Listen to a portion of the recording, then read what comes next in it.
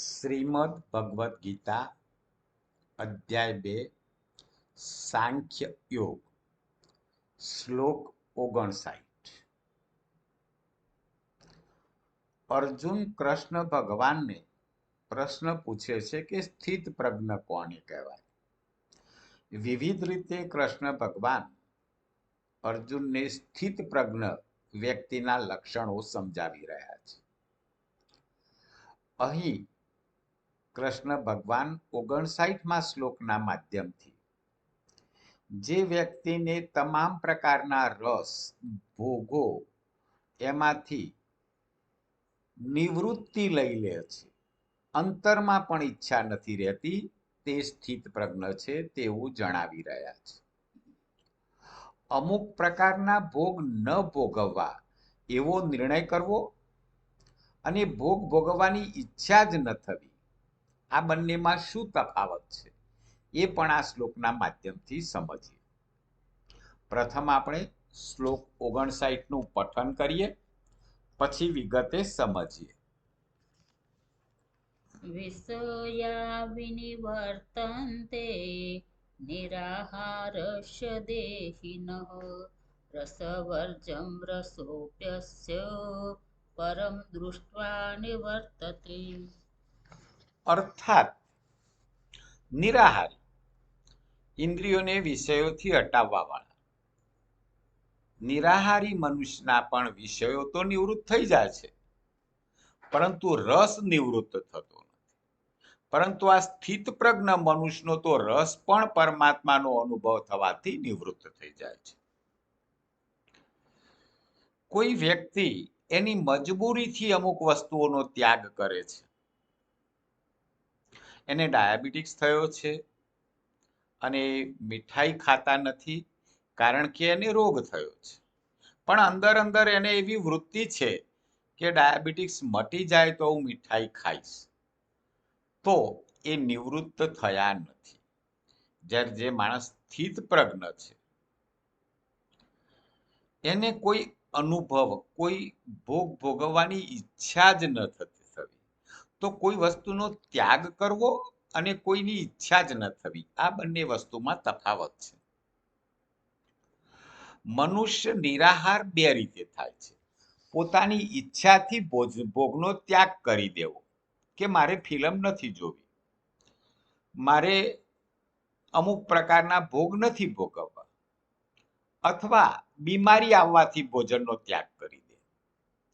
અને બીજો પ્રકાર છે સઘળા વિષયોનો ત્યાગ કરીને એકાંતમાં બેસવું, અર્થાત ઇન્દ્રિયોને વિષયોમાંથી હટાવી લેવી, એને ઈચ્છા જ ન થાય. અહીં પોતાની ઈચ્છાથી અથવા બીમારીથી કોઈ ભોજનનો ત્યાગ કરી દેવો તો એ આમાંથી નિવૃત્ત થાય છે. ભોજનનો ત્યાગ કરી દે છે પણ એની ઈચ્છા ચાલુ રહે છે.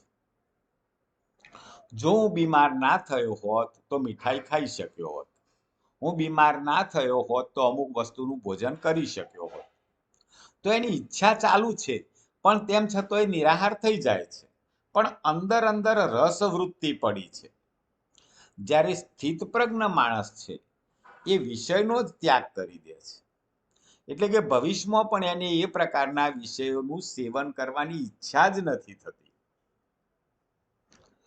રોગીના મનમાં સતત એ વાત રહે છે કે શું કરું, મારા શરીરમાં પદાર્થોનું સેવન કરવાનું સામર્થ્ય નથી, એમાં મારી પરવશતા છે.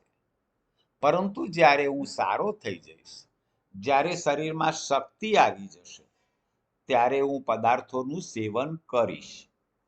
આ રીતે તેના અંતરમાં રસ બુદ્ધિ પડી છે.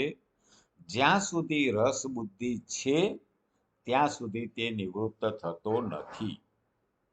દાખલા તરીકે કોઈને ડાયાબિટીસ થયો છે, એટલે કે મીઠાઈ ખાઈ શકતા નથી, પણ મનમાં સતત એવી ઈચ્છા છે કે મને ડાયાબિટીસ મટી જશે અથવા હું દવા લઈશ તો હું મીઠાઈ ખાઈશ, તો એ નિરાહાર નથી. એના રસની બુદ્ધિ, એની સુખ બુદ્ધિ એ અંદર પડેલી છે. અંદર જ્યાં સુધી વાસના પડી છે, બાહ્ય રીતે તમે એને છોડી દોશો તો એ નિવૃત્તિ નથી, એ સ્થિત પ્રજ્ઞ નથી. જેમનું સ્વાભાવિક રીતે જ વિષયોમાં રાગ નથી અને જેઓ તીવ્ર વૈરાગ્યમાન છે, આ સાધકોની રસ બુદ્ધિ સાધના અવસ્થામાં જ નિવૃત્ત થઈ જાય છે. પરંતુ જેઓ તીવ્ર વૈરાગ્યવાન વિના જ વિચારપૂર્વક સાધનામાં લાગી ગયા છે, તેવા સાધકો માટે કહેવામાં આવ્યું છે કે વિષયનો ત્યાગ કરી દેવા છતાં પણ તેમની રસબુદ્ધિ નિવૃત્ત થતી નથી. પરમાત્માનો અનુભવ થઈ જાય તે સ્થિત પ્રજ્ઞ થઈ જાય છે. સ્થિત પ્રજ્ઞ થવાથી રસબુદ્ધિ રહેતી નથી. તો કોઈ પણ ભોગ નહીં ભોગવવાનો નિર્ણય કરવો અને ભોગ નહીં ભોગવવાની ઈચ્છા જ ન થવી, આ બે વસ્તુ અલગ છે.